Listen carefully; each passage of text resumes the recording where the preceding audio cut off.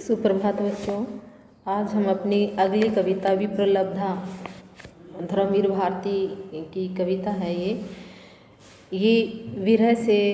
परिपूर्ण कविता है, जिसमें राधा श्री कृष्ण से जब अलग होती है और श्री कृष्ण से अलग होने के बाद जो उसकी हालत होती है, उसके मन की, उसके शरीर की और उसकी आत्मा की, उसका यहाँ पर वर्णन किया है। और इस खास बात यह है कि यहाँ कवि नहीं कह रहा, ये बात स्वयं राधा ये बात कह रही है, बता रही है। और सीधा वो श्री कृष्ण को संबोधित करती है, उनसे सवाल भी करती है और अपने महत्व के बारे में बताती है कि जब वह श्री कृष्ण के साथ ही संयोग अवस्था में थी, तब उसके शरीर का और उसका कितना प्रभुत्व था। पूरा संसार उसके एक दर्शन के लिए तरस जाता था और पूरे इतिहास के बराबर उसका एक पल भी क्या है, उस इतिहास को भी फीका कर देता था। ये बात यहाँ पर बताई गई है। जो यह कविता है धर्मवीर भारती जी की, ये उनका जो प्रसिद्ध खंड का वह कनुप्रिया, उसी के चतुर्थ खंड का ये प्रथम गीत है, पहला गीत है, जो हम यहाँ पर पढ़ेंगे। देख लेते हैं। बुझी हुई राख, टूटे हुए गीत, डूबे हुए चांद, रीते हुए पात्र। कई टेक्स्ट बुक में ये रोते हुए है, रीते लिख लेना इसमें, रीते हुए पात्र और बीते हुए क्षण सा। मेरा यह जिस्म, कल तक जो जादू था, सूरज था, वेग था तुम्हारे आश्लेष में, आज वह जूड़े से गिरे हुए बेले सा। टूटा है, मलान है, दुगना सुनसान है, बीते हुए उत्सव सा, उठे हुए मेले सा। एक बार प्रश्न कर लेते हैं कि प्रस्तुत पंक्तियाँ हमारी हिंदी की पाठ्य पुस्तक समकालीन हिंदी कविता में संकलित विप्रलब्धा से ली गई हैं, जिसके रचयिता धर्मवीर भारती है। यह एक गीत है, ध्यान रखना। वैसे कविता हम कह रहे हैं, लेकिन ये कनुप्रिया के चतुर्थ खंड का गीत है। तो इसमें राधा जो है वो बता रही है कि उसका जो महत्व है, जो पहले कभी महत्व हुआ करता था, लेकिन आज श्री कृष्ण से अलग होने के बाद वह किस प्रकार से महत्वहीन हो गई है, ये यहाँ पर बताया गया है इन पंक्तियों में। क्या कहता है कवि? कहते हैं, राधा जो अपनी विरह अवस्था के दौरान जो उसके शरीर की हालत है, उसका वर्णन कर रही है। वह अपनी विरह अवस्था को आवाज़ देती हुई, आवाज़ प्रदान करती हुई, वाणी प्रदान करती हुई कहती है कि आज उसका जो ये शरीर है वह बुझी हुई राख की भांति, जैसे बुझी हुई राख होती है, उसमें कोई गर्माहट नहीं होती, उसमें कोई चमक नहीं होती, उस राख जैसा। क्या कहती है कि मेरा यह जिस्म, मेरा यह शरीर और मेरा ये मन क्या है, बुझी हुई राख की तरह तेजहीन यानी कांतिहीन, और जिस प्रकार से टूटे हुए गीत से किसी का मन नहीं बहलता, उस टूटे हुए राग की भांति। और संगीत जिसमें क्या है, जो गीत टूट चुका होता है, जिसमें आरोह अवरोह नहीं होता, क्योंकि जो गीत होता है वो हमें आकर्षित करता है, हमारा मन बहलाता है, वो हमें बांध लेता है। तो वो उसका एक ही कारण होता है, उसमें आरोह अवरोह होता है, उतार चढ़ाव होता है, जिसके कारण से उसमें लय होती है। लेकिन जब गीत टूट जाता है तो उसमें आरोह अवरोह नहीं होता, और इस तरह से वो संगीत एक संगीत न रहकर कहीं ना कहीं मन को बाधित करता है कि वह टूटे हुए राग की तरह, संगीत की तरह, संगीत के आरोह अवरोह से रहित हो गई है। यानी उसका जो ये शरीर है, उसका ये जो मन है, वह बुझी हुई राख की भांति कांतिहीन और टूटे हुए गीत के, संगीत के आरोह अवरोह रहित जैसा महत्वहीन हो गया है। और मेरा यह जिस्म, क्या कहती कि और मेरा यह शरीर है, वह कैसे कि डूबे हुए चाँद, जिस प्रकार से जो डूबा हुआ चाँद है, जिसकी कलाएं नहीं होती यानी किरणें नहीं होती, उस डूबे हुए चाँद की भांति। और रीते हुए पात्र, जिस प्रकार से जो खाली बर्तन होता है उसका कोई महत्व नहीं होता, क्योंकि जो भरा बर्तन है उसमें वो हमारे उपयोग का होता है। लेकिन जब कोई खाली बर्तन हो जाता है, यानी जिसमें किसी भी प्रकार की सामग्री नहीं होती, चाहे वो खाने पीने की या किसी और प्रयोग करने की है, और इसी तरह से कि उस खाली हुए बर्तन की तरह महत्वहीन हो गया है। और बीते हुए क्षण सा, जैसे जिस प्रकार से जो बीता हुआ पल होता है वह कभी वापस लौट कर नहीं आता, तो उस और वह महत्वहीन हो जाता है, क्योंकि हम उसमें फिर अपनी इच्छा अनुसार जो पल बीत जाता है जो उसका कोई महत्व नहीं रह जाता है, यानी उसमें हम दोबारा से कोई परिवर्तन नहीं कर सकते हैं। कि उसी प्रकार से जैसे क्या कहते हैं इसमें कि मेरा यह जो तन है, ये मन है, वो बुझी हुई राख की भांति कांतिहीन हो गया है और टूटे हुए गीत के तरह संगीत के आरोह अवरोह से रहित हो गया है। और जिस प्रकार से डूबे हुए चांद का कोई महत्व नहीं होता, उस डूबे हुए चांद की भांति वह कांतिहीन हो गया, क्योंकि उसकी कलाएं नहीं होती और खाली बर्तन की तरह यह महत्वहीन हो गया है। अर्थात क्या कहती हैं कि मेरा ये जो जीवन है वह श्री कृष्ण के विरह में अपनी सार्थकता खो चुका है। कल तक जो जादू था, सूरज था, वेग था, कि क्या कहती हैं आगे कि कल तक यानी कल तक जब श्री कृष्ण उनके साथ थे, जब वो संयोग के पल थे, तो मेरे इस शरीर में जो आकर्षण था और सूरज जैसा जो वेग था यानी जो गति थी, यानी निश्चित दिशा में जो क्या है चल रहा था, जिसे सूरज क्या है कि निश्चित दिशा होती है कि वह पूर्व से होकर वो फिर धीरे धीरे क्या है आखिर में जाकर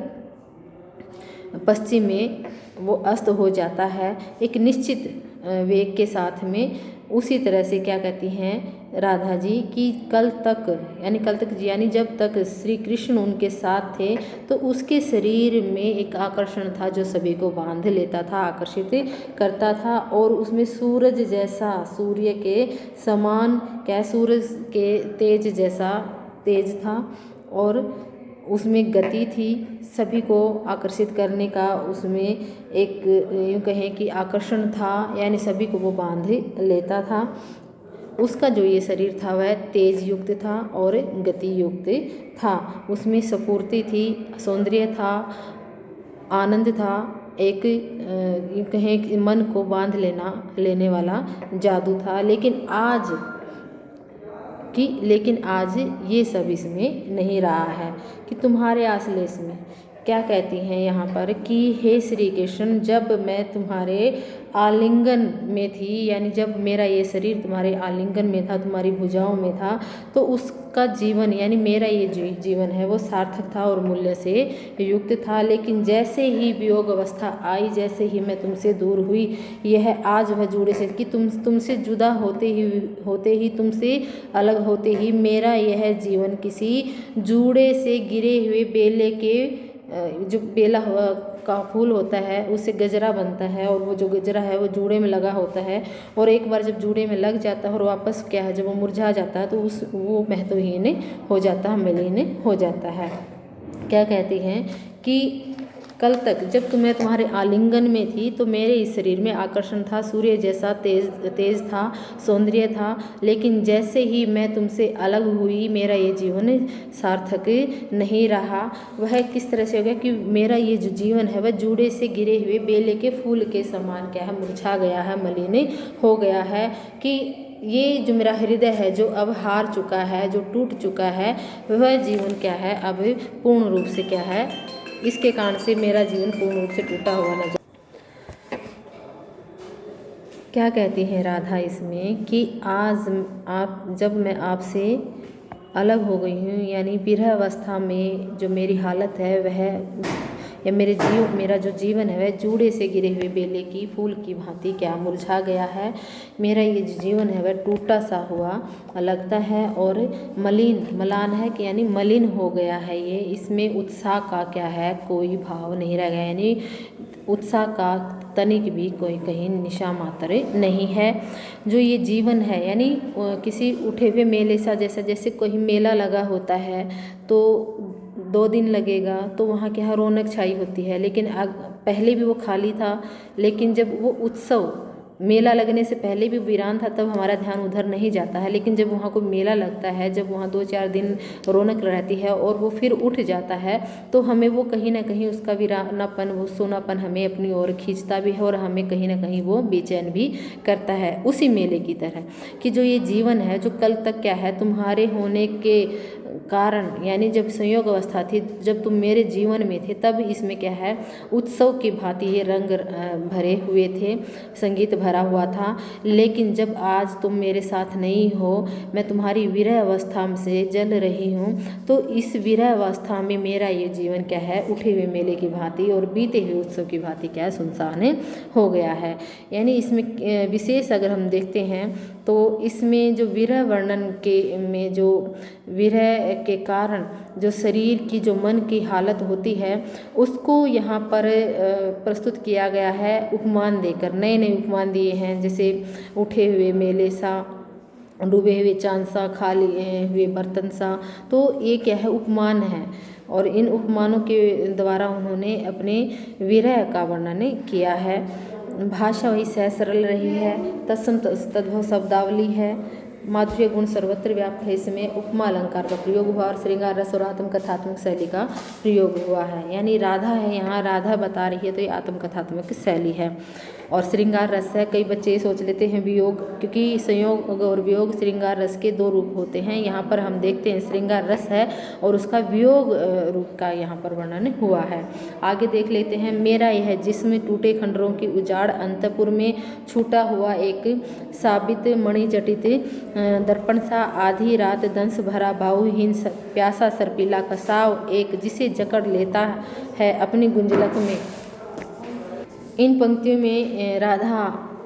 आगे बता रही है कि उसका जो शरीर है वो किस तरह से हो गया है। राधा क्या कहती है, अपनी विरह अवस्था की, विरह की जो पीड़ा है उसको प्रकट करते हुए कहती है कि मेरा जो ये शरीर है किसी टूटे हुए खंजर जो खंडर होता है, जो महल है जो अब टूट चुका होता है उसको हम खंडर बोलते हैं, उसके साथ यहाँ पर क्या है तुलना की है। राधा कहती है कि मेरा जो ये शरीर है वह टूटे हुए खंडरों की भांति क्या है उजाड़ और वीरान सा हो गया है। इसमें अब किसी प्रकार का कोई सुख नहीं है, कोई इसमें आनंद नहीं रहा है। जिस प्रकार से जो खंडर होता है वो कहीं ना कहीं क्या है हमें बेचैन करता है, हमें उदास करता है। ये इसी तरह से क्या है जो राधा है उसका शरीर विरह अवस्था में क्या है किसी उजाड़ हो चुके खंडर की भांति हो गया है, वीरान हो गया है। और ये जो क्या कहते हैं आगे कि टूटे खंडरों की उजाड़ अंतपुर में, और उस टूटे हुए उस उजड़े हुए खंडहर के कोई एक विशेष प्रकोष्ठ होता है, यानी कोई एक विशेष कमरा होता है, प्रकोष्ठ बोलते हैं हम उसे, कि उस उजड़े हुए राजमहल के किसी विशेष प्रकोष्ठ में बचा हुआ मणियों से युक्त दर्पण मात्रा गया है। कि यानी जो ये मन है और जो ये शरीर है वो क्या है, ये जो शरीर है वो क्या है खंडहर है, और जो ये मन है वो किसकी भांति है कि किसी उजड़े हुए राजमहल के विशेष प्रकोष्ठ में, किसी एक विशेष प्रकोष्ठ में क्या है जहाँ पर कोई मणियों युक्त दर्पण मात्र शेष रह जाता है उसकी भांति हो गया है। अर्थात क्या कहते हैं कि मैं प्रत्यक्ष रूप से तो मैं जीवित हूँ, कि देखने से तो मैं जीवित लग रही हूँ, पर परोक्ष रूप में लेकिन मैं वास्तविक रूप से मैं जीवित नहीं हूँ। क्यों? क्योंकि जो ये मेरा जीवन है वो क्या है कहीं ना कहीं, और वो जीवन है तो लेकिन उसमें कभी कभी श्री कृष्ण की यादें जब आती हैं और उसका जो शरीर जब चौंकता है उसी के कारण क्या है उसका एहसास होता है कि वो जीवित है। क्या कहते हैं राधा कि मैं आधी रात दंश भरा बाहुहीन प्यासा सर्पिला कसाव एक, जिसे जकड़ लेता है अपनी गुंजलक में। कि मेरा जो व्यथा ने यानी इस पीड़ा ने मेरा जीवन क्या है असफल यूँ कहें कि अर्थहीन बना दिया है। कि आधी रात की समय, कि आधी रात यानी आधी रात के समय में जो विरह रूपी प्यासा सांप, जो भुजाहीन प्यासा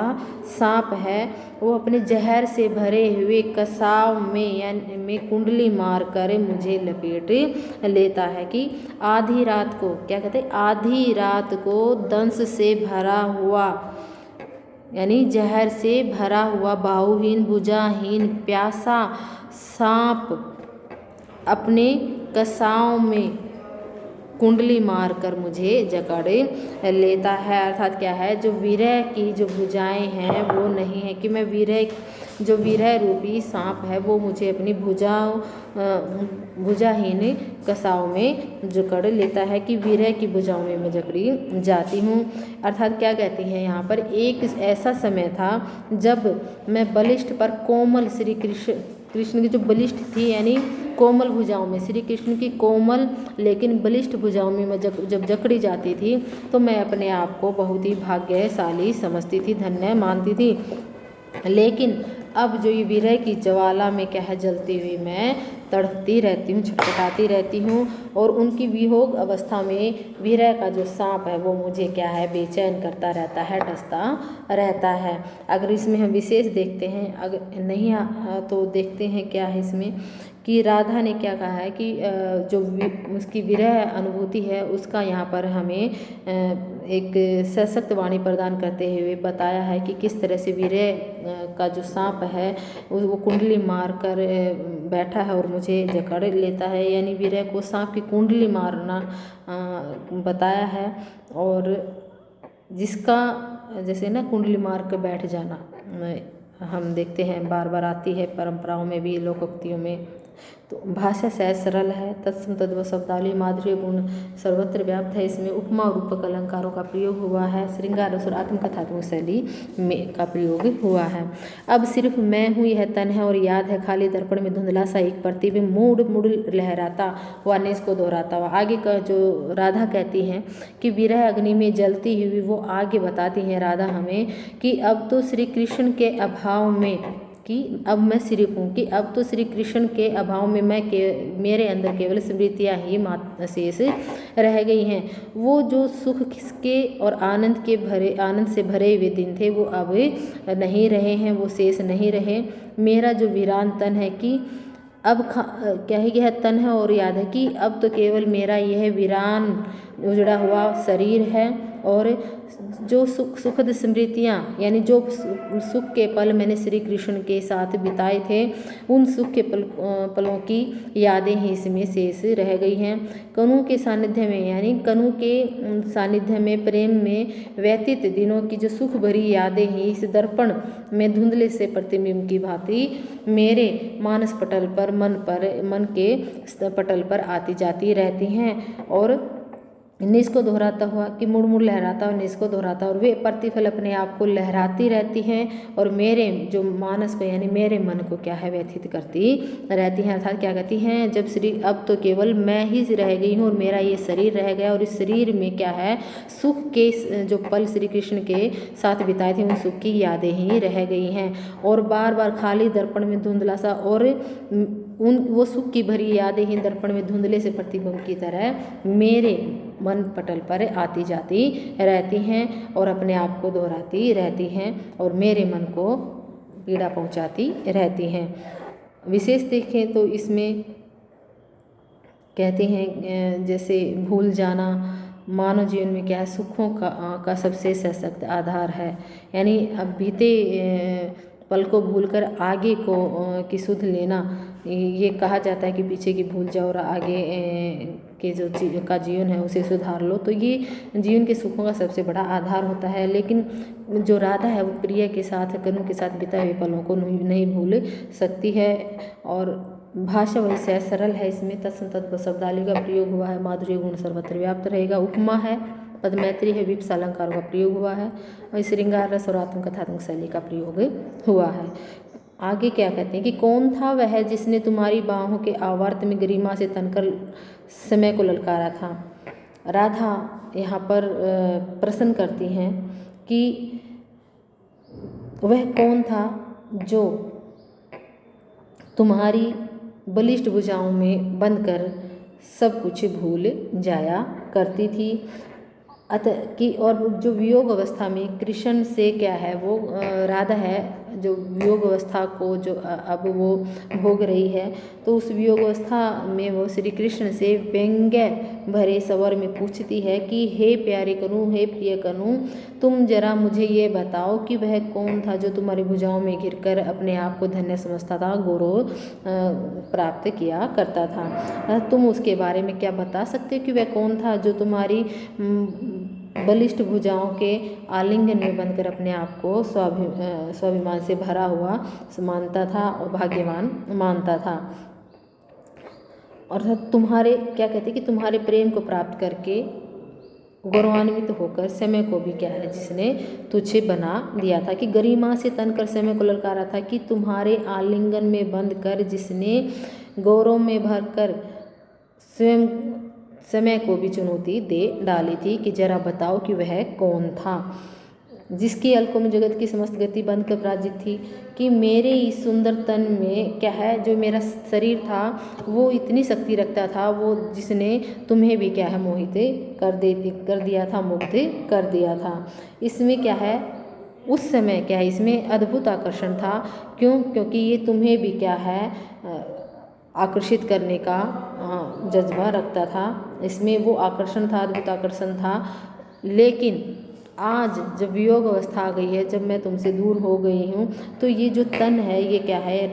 केवल राख की ढेरी बनकर रह गई है। इसमें वो आकर्षण नहीं रहा, इसमें वो रूप रंग नहीं रहा। तो हे प्रिय, हे कनु, तुम जरा ये बताओ कि वह कौन था जिसकी काली क्या कहते हैं जिसकी अलकों में जगत की समस्त गति बंद कर पराजित थी, जिसकी काली अलकों में विश्व की सारी गतियाँ बंध जाती थी और सारी गतियाँ नतमस्तक हो जाया करती थी, कि बालों के ऐसे अपूर्व सौंदर्य के स्वामी को संभवतः मैं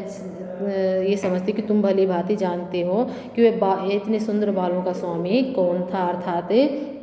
तुम बताओ कि वह कौन था, कि जिसने के सौंदर्य के कारण जो ये सारा संसार है वो भी क्या है अपने आप को नतमस्तक कर देता था। विशेष क्या है कि इसमें बालों का जो अपूर्व सौंदर्य है राधा का, उसका वर्णन किया है, और कृष्ण के जो आलिंगन में बंधकर उससे जो अपूर्व सुख की अभिव्यक्ति इसमें दी गई है। भाषा वैसे सरल है, तत्सम शब्दावली का प्रयोग हुआ है, माधुर्य गुण सर्वत्र व्याप्त है, और ये श्रृंगार रस और आत्म कथात्मक शैली का प्रयोग हुआ है। इसमें पर्सन अलंकार है, ये ध्यान रखना, इसमें पर्सन अलंकार है। आगे इसमें पर्सन अलंकार है, आगे वाला जो है कौन था वह जिसके चरमार्थ साक्षात्कार का एक गहरा क्षण सारे इतिहास से बड़ा था, सशक्त था। कौन था वह तुम्हारी बाहों में जो सूरज था, जादू था, दिव्य मंत्र था। अब मैं सिर्फ मैं हूँ, यह तन है और याद है, मंत्र पढ़े बाण से छूट गए तुम तो कनु, शेष रही मैं केवल कांपती प्रत्यंचा से। इनमें क्या कहती है राधा अपनी वीरावस्था में व्याकुल होकर फिर से कृष्ण से व्यंजन यानी व्यंग्यार्थ प्रश्न करती है कि हे कनु, आज क्या है आज तुम्हें संभवतः भूल चुका है, कि आज मैं मानती हूँ कि ये तुम भूल गए होगे कि मेरा तुम्हारा जो चरम साक्षात्कार था केवल एक ही गहरा क्षण तुम्हारे निर्माण की प्रक्रिया के लंबे समय से अधिक महत्वपूर्ण एवं सार्थक था। क्या कहते हैं कि वह कौन था जिसके कि मेरा तुम्हारा जो साक्षात्कार का केवल एक पल भी क्या एक गहरा क्षण तुम्हारे निर्माण प्रक्रिया के लंबे समय के से भी अधिक महत्वपूर्ण था और सार्थक था। अर्थात सारे संसार को एक तरफ रख दो और जो राधा और श्री कृष्ण का जो साक्षात्कार उसको था, यानी जो राधा और श्री कृष्ण जब एक साथ होते थे उसको देखना ज़्यादा महत्व दिया जाता था। कि हम दोनों क्या कहते हैं राधा कि हम दोनों की जो मिलन की जो बेला तुम्हारे इतिहास और कर्म से भी अधिक महान थी, यानी पूरा संसार आपके और मेरे मिलन का साक्षात्कार देखना अधिक महत्वपूर्ण मानते थे, जबकि आपकी जो निर्माण प्रक्रिया है, जो सारे संसार की जो सृष्टि की जो प्रक्रिया है वो उसको देखना इतना महत्वपूर्ण नहीं मानते थे। कि हे प्रिय कनु, जरा ये याद करो कि तुम्हारी कोमल लेकिन बलिष्ठ भुजाओं में बंधकर कौन बेसुध हो जाया करता, सब कुछ भुला दिया करता था कि वह कौन था जो तुम्हारे आलिंगन में बंध कर क्या है अपूर्व सुख की प्राप्ति किया करता था। और यह शरीर तुम्हारे लिए कि जो ये मेरा शरीर है जो आज बुझी हुई राख की भांति है, वह कभी तुम्हारे वह कभी क्या है इस शरीर में कभी तुम्हारे लिए जादू हुआ करता था। इसमें सूर्य की भांति क्या है आह्लादक था, यह सूर्य की भांति आह्लादक था, दिव्य था और मंत्रों की तरह यह पवित्र और प्रभावशाली था। अब क्या कहते हैं कि अब सिर्फ मैं हूँ, यह तन है और याद है, लेकिन आज जब तुम मेरे साथ नहीं रह गए हो, तुम मेरे साथ नहीं हो, तो अब ये देखो अभी क्या से क्या हो गया है, तुम मुझे भूल कर क्यों बैठे हो। अब तो केवल मैं और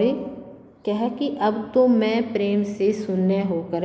शेष बची रह गई हूँ। तुम तो धनुष क्या कहती, तुम तो मंत्र पढ़े बाण से छूट गए, तुम तो कहो कि तुम तो धनुष से मंत्रों के द्वारा संचालित बाण की तीर की भांति छूट गए। जिस प्रकार से मंत्रों से यूँ कहे कि मंत्रों के द्वारा जो बाण छोड़ा जाता है वो वापस लौट कर नहीं आता, उसी तरह से तुम तो धनुष के मंत्रों के द्वारा परिचालित तीर की भांति छूट गए हो। अर्थात तुमने अपने इतिहास सम्मत उद्देश्यों की पूर्ति की, तुमने तो अपने इतिहास सम्मत उद्देश्यों की पूर्ति हेतु क्या है, तुम तो यहाँ से निकल गए, यहाँ से तुम तो दूर चले गए, प्रस्थान कर गए, लेकिन मैं धनुष की डोरी की भांति कांपती रह गई हूँ। कि जिस प्रकार से क्या कहते हैं कि तीर के छूटने से पहले धनुष की जो डोरी है उस पर क्या वो उस पर क्या तीर खींचा जाता है, और जब वो तीर छूट जाता है तो पीछे केवल वो धनुष की डोरी ही कांपती रह जाती है। तो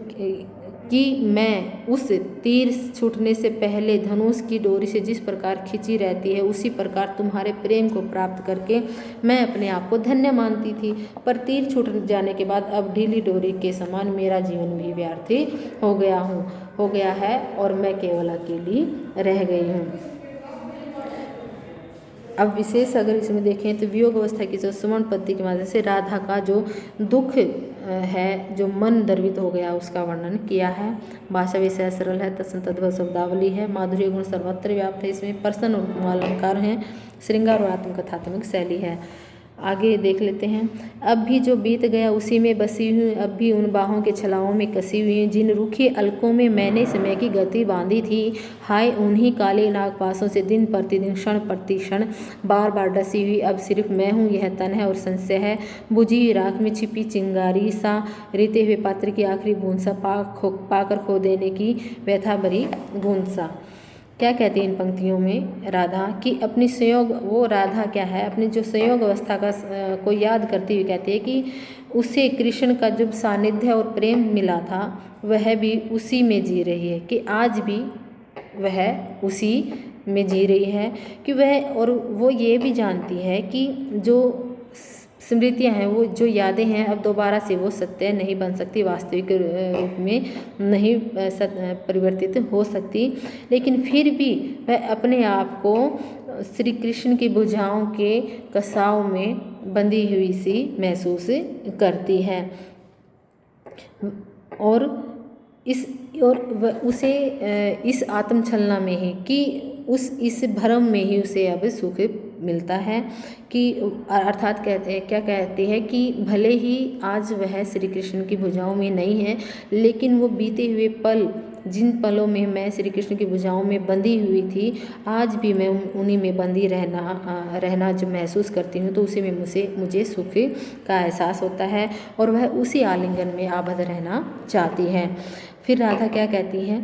कि जिन रूखी अलकों में मैंने समय की गति बांधी थी, राधा कहती है कि जिन रूखी काली अलकों में मैंने कभी समय की गति को बांध डाला था, आज वही अलके वियोग अवस्था में, हाय उन्हीं काले नागपासों, आज उन्हीं काली रूखी अलकों में, इस यानी जो वियोग अवस्था है, आज वही काली अलके वियोग अवस्था में मेरे लिए सांप की जकड़नें बन गई हैं, और वो दिन प्रतिदिन क्षण प्रति क्षण क्या है मुझ अकेली के जीवन में परेशानी यानी समस्याएं उत्पन्न करती रहती हैं। और मेरे केसों का रूप जाल ही क्या है, मुझ विरहिणी के लिए जी का जंजाल बन गया। अर्थात जिन काली अलकों में मैंने समय की गति को बांध लिया था, आज वही काली अलकें वियोग अवस्था में मेरे लिए क्या है, नाग पास का काम कर रहे हैं, सांप की जकड़न का काम कर रहे हैं। और डसी हुई अब सिर्फ मैं हूँ, यह तन है। और अर्थात दिन रात ये जो काली अलके हैं इस वियोग अवस्था में अब मुझे नाग की भांति डसते रहते हैं। और अब मेरा जो ये शरीर है वो क्या है, निरर्थक है। और मैं क्षण प्रतिक्षण संशय और भय से ग्रसित हो गई हूँ। अर्थात जो ये मेरा शरीर है यह निरर्थक है और इसमें संशय और भय है। मेरा जो ये शरीर है बुझी हुई राख की भांति, राख की जो मेरा संशय यहाँ क्या है, जिस प्रकार से बुझी हुई राख में क्या है, कहीं कोई चिंगारी रह जाती है, उसी भांति कि उसी तरह से मेरा ये शरीर क्या है, उस बुझी हुई राख में चिंगारी के समान पल भर के लिए चमक दिखा जाता है। अर्थात जब श्री कृष्ण की याद आती है और जब मैं चौंक जाती हूँ तो उसी के कारण क्या है, ये एहसास होता है कि अभी मैं जीवित हूँ, कि मेरे जीवित होने का लक्षण क्या है, ये प्रकट हो जाता है। कब प्रकट होता है, जब श्री कृष्ण की यादें आती हैं और याद आने के बाद जब इसमें कभी कभी क्या है थोड़ा सा